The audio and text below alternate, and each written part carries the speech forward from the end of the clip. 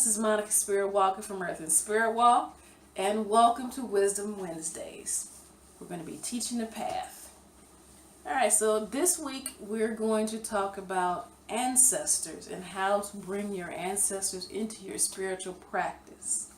Now, I know a lot of people may be a little uncomfortable about this whole concept of bringing your ancestors into your practice because you've been taught or warned not to do such things because it falls into some realm of idolatry. Well, let's clear up a few things. There is a difference between worship and veneration. Worship is where you have a feeling or ideal of adoration and not praise, but you give that higher praise to the divine. That's something, worship is something left for deities. That is not what we're doing by bringing our ancestors into our spiritual practice. What we are doing is venerating them, which means showing great respect. When our ancestors were here with us, like our grandmothers, we went to them for guidance. They showed us love. They kept us safe.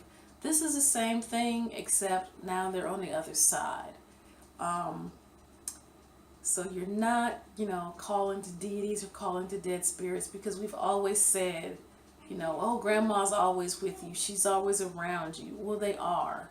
And you're just asking for a little extra help, a little extra family guidance when you're having difficulties, or you're just having a conversation with them, including them in your family dynamic. It may sound foreign to you, but there are several cultures around the world, from Europe to Africa to Asia, that do this already. And even in Mexico, we have, Day of the Dead, All Souls Day. There's several holidays in Japan where they sweep the tombs, visit their family, whether it's a birthday, anniversary, special day set aside for the dead. Now, you may think here in this country or wherever you are that we don't do that, but actually you do, and you may not even realize that's what you're doing. How many people go to their fathers, mothers, husbands, daughters, kids' graves on their birthdays, on their anniversaries, and you sit with them and you talk to them and you tell them how much you miss them, you tell them what's going on in your life? That's the same thing.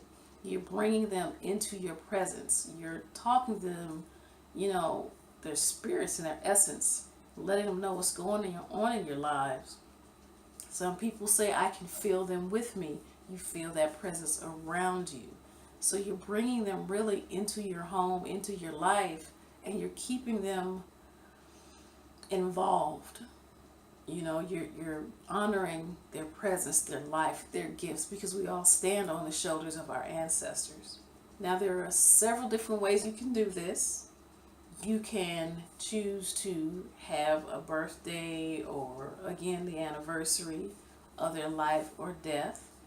If you go out for their birthday, don't go out there sad. I know it's hard not to do that, but use that birthday as a time to celebrate their life and the things they did and how they lived joyously.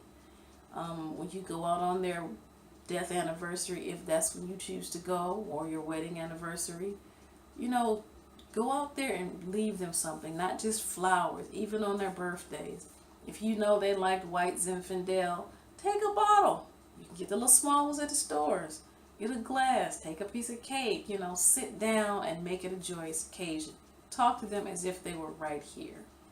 Other ways people can do this is you can have a corner in your home, and a lot of people do this and don't know that's what they're doing, and you have pictures of all of your relatives that have passed. Okay, that's the same thing as bringing your ancestors into your home, bringing them, making them part of your family. You do that also by telling stories. You keep them alive in your heart. You keep that presence and that essence near you. They appreciate that because they know they're loved. On those same areas where you keep your pictures, you can have candles, flowers, you can leave, little foods that they used to like, all depending on your cultural and spiritual as well as your personal comfort levels. This is how you bring your ancestors in.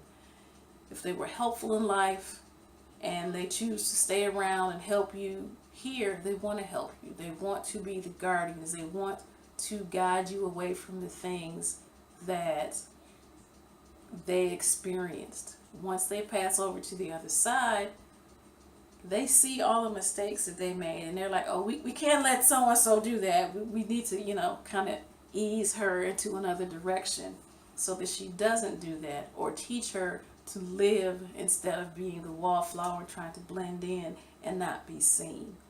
So that's part of what, the ancestors do. They help you heal.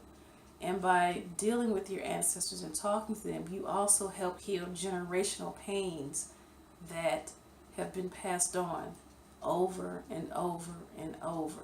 Okay? Like on mine, and I guess at the time I really didn't realize that's what I was doing. I have my father's picture from when he was in the service. I have his flag from when he died.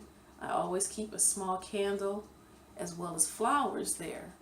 And I'll go sit and talk to my dad as well as my grandmother. Because for me, my grandmother has always been my closest, closest to my heart. And I can tell you there have been many times when I have been in a place where I just wanted to lay down and die. And the first thing I hear come out of my mouth is, Grandmama, what do I do? And it's not that you are usurping or worshiping or anything like that, anyone other than your deity. When they were here and you were in that same place, you would pick up the phone and go, Grandma, what am I doing? You're doing the same thing. Okay? I can distinctly remember those moments, and I know when my grandmother was near me because of the things that happened. There's no way you can tell me that the smoke alarm in the house I used to live in would go off every day, 3 days in a row at 2 something in the morning. I knew that was her letting me know, I'm here, I got you. And it happened regularly. It happened when I moved to a new place in Japan. And when it happened then, instead of being freaked out, I said, I hear you, Grandma, I know you're here. And it stopped immediately.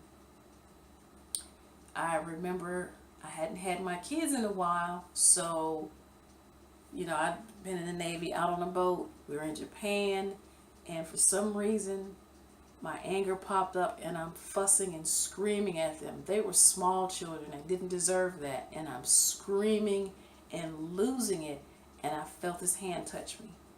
And I remember my grandmother's touch, and I stopped and turned around, and in that instant, every ounce of anger in me went away. And then I turned around and looked at my children, and my heart broke because I could see the terror in their eyes at me screaming at them. And all I could do was say thank you to my grandmother for reining me in and bringing me back to my right mind. So yeah, they're around and they want to help and they love you dearly. Now, if you're weary about bringing others in when you call to your ancestors, like earthbound souls who either don't know they're dead or know they're dead but don't feel like leaving, and they're, being drawn to that vibration, whenever I do any kind of work, I always add this to it. Those who are here for my highest good. That is who you call.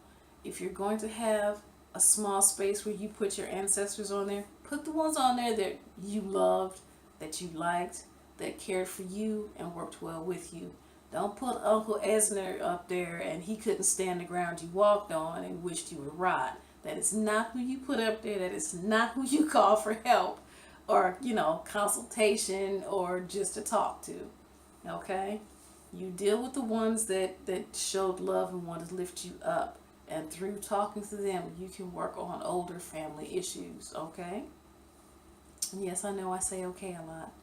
So, this is just what I wanted to talk about quickly about the ancestor veneration, about bringing them into your spiritual path.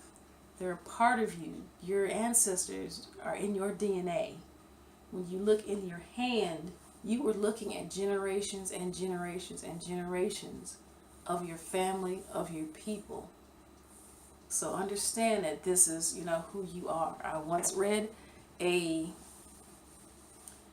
thing on Facebook from African Voices, I believe, or Ancestral Voices, that said that we are nothing more than the recycled parts of our ancestors. That the only thing that is really ours uniquely our eyes, and our hands. All right, so remember, every time you look in the mirror, every time you look at yourself, you think you are far away from your ancestors, you are your ancestors. You will become an ancestor. So go ahead and remember that they're there. Keep them alive in your heart. Keep that guidance open. Understand that you are just showing them respect for being those who came before. You are not worshiping them. You were only asking them for guidance in death as you would have were they here. And trust me, they will come. They will help you. Do not be fearful. And again, add those who are here to help me with my highest good, your highest and blessed intentions. Okay? Have a good one. If you have any questions about adding your ancestors to your spiritual path, please go ahead and leave a message below, and I will be more than happy to answer you. Also, you can send me an email at earthandspiritwalk@gmail.com. Come visit our site at www.earthandspiritwalk. And if you're watching this video on YouTube or a website, I'm on Facebook under Earth and Spirit Walk as well. You have a wonderful and blessed day. Walk in grace and beauty.